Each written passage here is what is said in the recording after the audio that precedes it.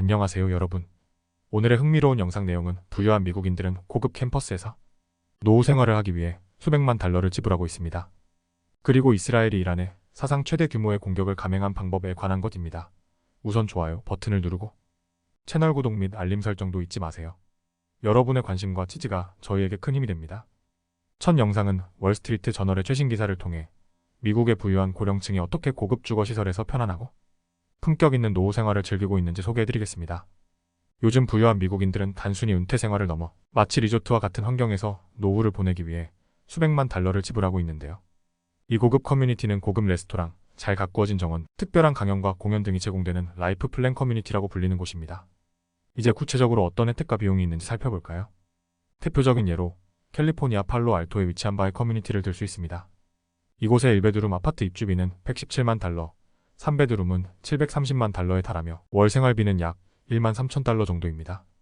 이 비용에는 하우스키핑, 발레 파킹, 다양한 편의시설 이용료가 포함되어 있죠. 예를 들어 이곳에 거주하는 사람들은 스탠포드 대학 교수의 강연이나 오페라, 가수의 공연 등 고급 문화를 즐길 수 있습니다. 이 커뮤니티들은 라이프 플랜 커뮤니티라고 불리며 독립적인 생활에서 간호가 필요한 생활까지 단계를 두고 이동할 수 있도록 설계되었습니다. 회원제 계약으로 이루어져서 추가 비용이 거의 발생하지 않으며 노후에 다양한 돌봄을 받을 수 있죠. 이 덕분에 부유한 노년층은 갑작스러운 의료나 간호 필요로 인한 재정 부담을 크게 덜 수 있습니다. 많은 베이비붐 세대는 집에서 홀로 지내는 부모님이 어려움을 겪는 모습을 보며 자신들은 다른 노후 생활을 꿈꾸게 되었다고 합니다. 예를 들어 팔로 알토바이에 거주하는 데이비드와 버지니아 폴라드 부부는 이곳에서의 생활을 자녀들에게 주는 선물이라고 표현했어요. 아이들에게 부담을 주지 않기 위해 그리고 편안한 노후를 위해 이곳을 선택했다는 거죠.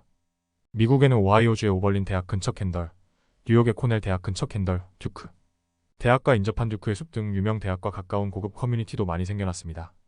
대학처럼 이곳에도 대기자 명단이 길게 형성되고 있는데 이는 비슷한 관심사를 가진 사람들이 모이기 때문이기도 합니다. 코네티컷주에 위치한 메도리지라는 생활형 커뮤니티에 사는 제인 맥카프리는 만체고피트의 큰 집을 팔고 이곳으로 이사 오면서 부동산세 부담을 줄이고 월 9천 달러로 생활하게 됐습니다. 이 비용에는 식사, 진료교통비, 하우스키핑 등이 포함되어 있어 오히려 더 절약이 된다고 합니다. 이 고급 커뮤니티에 입주하는 데는 2년 이상의 대기기간이 필요할 정도로 인기가 높습니다. 고령층은 이곳에서 동료 주민들과 다양한 활동을 통해 새로운 삶을 즐기고 안정적이고 사회적인 네트워크를 형성합니다. 예를 들어 폴라드 부부는 매주 강의에 참석하고 다양한 주민 협의회에서 활동하며 건강한 노후를 보내고 있습니다. 이처럼 라이프 플랜 커뮤니티는 고령층에게 안정적이면서도 품격 있는 노후를 제공해줍니다. 이는 단순히 거주 공간을 제공하는 것이 아닌 마음의 평화를 위해 자녀와 자신을 위한 선택이라고 할 수 있죠. 다음 영상은 월스트리트 저널의 최신 기사를 통해 최근 이스라엘과 이란 간의 긴장된 상황에 대해 소개해드리려고 합니다. 이스라엘이 이란에 사상 최대 규모의 공격을 감행했는데요. 이번 공격은 미사일, 제조시설과 방공시설 등을 대상으로 정교하게 계획되었습니다. 그럼 이번 사건의 배경과 의미를 하나씩 살펴보겠습니다. 이번 공격은 10월 초 이란이 이스라엘 영토에 미사일을 발사한 것에 대한 보복 조치로 이루어졌습니다.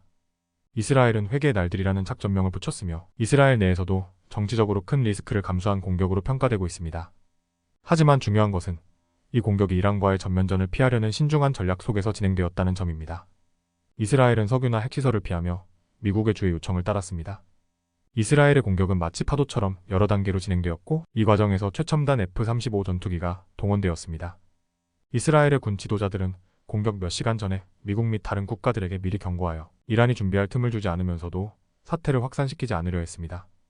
이스라엘 총리 네타냐후의 지휘 아래 이 공격은 유대인의 휴식일인 샤바트 직후부터 시작되었고 채특이들이 이란의 미사일 시설과 방공 시스템을 정확하게 타격했습니다. 이스라엘의 공습은 이란의 주요 군사시설 중 하나인 파르친 군사단지를 포함하여 이란의 미사일과 방공시설을 겨냥했습니다. 유엔 원자력 기구에 따르면 이곳은 과거 이란의 핵무기 개발과 관련된 시설로 알려져 있습니다. 이스라엘의 이번 작전은 이란의 미사일 역량을 약화시키려는 의도가 있음을 보여줍니다. 이스라엘은 이번 공격을 통해 이란의 군사 자산을 타격하며 상대방이 보복하지 못하도록 확실한 경고를 보낸 셈입니다. 그러나 이란은 즉각 대응하지 않고 제한된 피해로 인해 나중에 적절한 시기에 보복할 권리가 있다고 밝혔습니다. 이스라엘은 이번 작전이 확전으로 이어지지 않도록 미국과 긴밀하게 소통했습니다. 미국은 이스라엘이 헤즈볼라 지도자를 사전 경고 없이 타격한 것에 불만을 가졌지만 이번 작전에 대해서는 적극적으로 정보를 공유했습니다. 이스라엘은 미국과의 협력 속에서 이란 관련 무장 세력으로부터의 반격에 대비할 준비를 완료했습니다.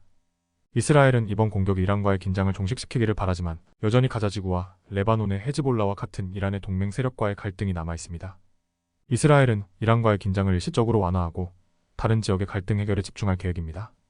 이번 사건은 이스라엘과 이란 간의 갈등이 얼마나 깊고 복잡한지를 보여줍니다. 은퇴한 이스라엘 준장 아사프 오리오는 이 공격이 양국한 갈등을 잠시나마 중단시키는 역할을 할 수 있겠지만 완전한 종식은 아니라고 언급했습니다. 앞으로 미국 선거와 같은 변수에 따라 상황이 어떻게 변화할지 지켜봐야 할 것입니다. 오늘은 여기까지입니다. 다음 영상에서 더 유익하고 흥미로운 내용으로 찾아뵙겠습니다.